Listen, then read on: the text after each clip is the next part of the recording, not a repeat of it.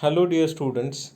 This is the fifth session of unit number 2, that is types and levels of testing. Today, we are going to discuss about the acceptance testing. Uh, we have already covered this topic while we are discussing uh, the validation phase of V model. So in acceptance testing, we need to involve user or need or the customer in this process, and we need to check the app. We need to tell them to check the application, and give some suggestion or feedback on it, so we can make some changes, or we can make some required changes in application, and make application according to their requirements. So it is the formal testing according to the user needs, or we can say requirement, and the business process. uh, it is conducted to determine whether a system satisfies the acceptance criteria or not, and to enable the users, customers, and other authorized entities to determine whether to accept the system or not. Means we need to check it is according to the user perspective, according to the business perspective, or some other entities which are, or we can say some stakeholders which are involved in this process. So according to them it is correct or not, or according to the requirement, it is executing or not, or it is fulfilling the requirement or not. If it is according to the requirement, then we need to accept it or not, or if it is not according to the requirement, then what kind of changes you need to uh, do. So you must give the feedback accordingly. So according to that feedback, so that changes must be reflected in the application. Okay, so this is the main purpose of acceptance testing. So use of acceptance testing to find the defect missed during the functional testing. The second one, how well the product is developed. Third one is to check the product is what actually the customer need. Means you need to check that it is fulfilling the customer requirement or not. Then next, to take a feedback which help in improving the product performance and user experience. Next, to minimize or to eliminate the issues arising from the production. Okay, so this is the use of acceptance testing.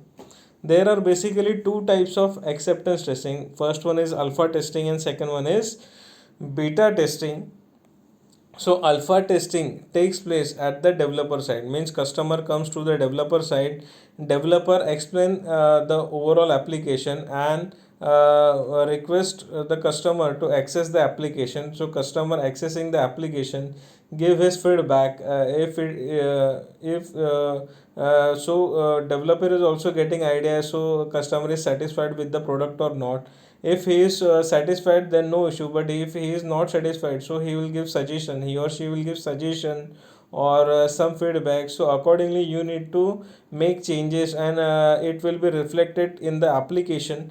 And again you need to you need to conduct the alpha testing. In that you need to again call the customer, and again you need to follow the same procedure until your customer is going to satisfy with it. Okay. So in this testing, customer is definitely customer involvement is mandatory, but some operational system by internal staff, or we can say some external customers, are also welcome in this kind of testing. Next is beta testing. In beta testing takes place at the customer sites, and it involves the testing by a group of customers who use the system at their own locations and provide feedback before the system is released to the other customers. The latter is often called the field testing. It is also called as field testing. Means in beta testing, the application beta version is released to the customer also and to the n number of users also. N number of users and customers use that beta version of application and check whether it is user friendly or their functionalities according to the requirement or not. If they found any difficulty, or if suppose they have any different suggestion on it, so uh, they can directly post their feedback on the developer side, or we can say organization side. So organization will collect the feedback from all the users and customer, and make the necessary changes in the application. And when the application is up to the mark, then they are going to release the license version of the application. So I think so everybody is aware about the beta version.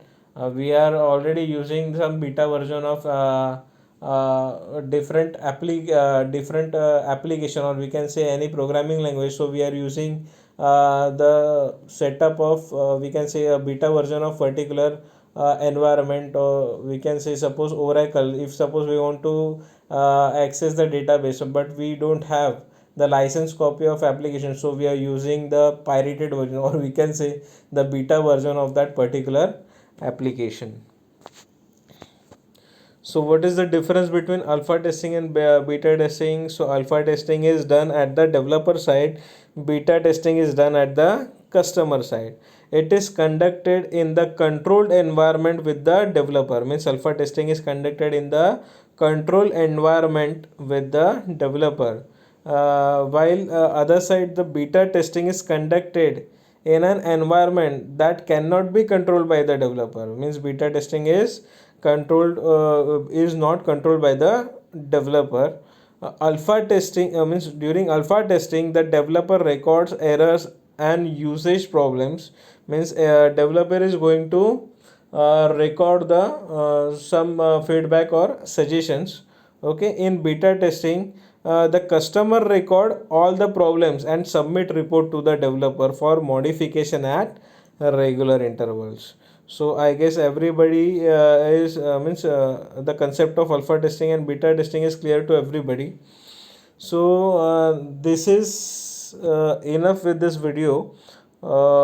Thank you. The last session the next session is the last session of unit number 2. So we'll see